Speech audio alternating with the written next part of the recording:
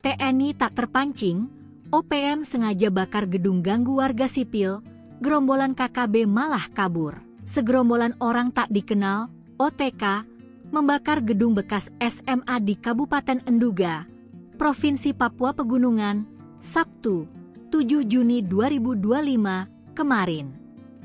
Kebakaran tersebut diduga sengaja agar warga sipil ketakutan hingga timbul situasi yang kacau.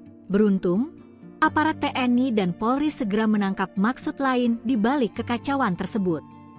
Informasi yang berhasil dihimpun tribun-papua.com, gedung bekas sekolahan yang dibakar OTK tersebut merupakan gedung kosong yang sudah cukup lama tak digunakan.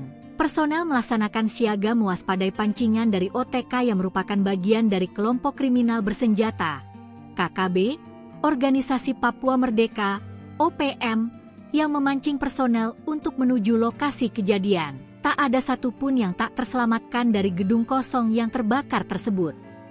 Disinyalir yang melakukan pembakaran oleh OTK dengan tujuan membuat Kamtipmas tidak kondusif di wilayah distrik Embua.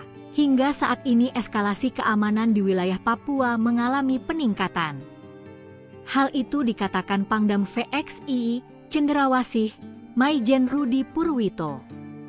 Namun demikian sebagai aparat keamanan, pihaknya terus meningkatkan siaga, patroli guna melindungi masyarakat. Ia juga mengatakan, tak mungkin pihak keamanan mengawal warga satu persatu.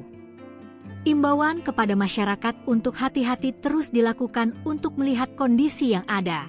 Pangdam mengatakan, saat ini ada berbagai langkah ditempuh dengan melakukan negosiasi jalan damai sehingga tidak terjadi saling serang yang ujungnya korbannya adalah masyarakat.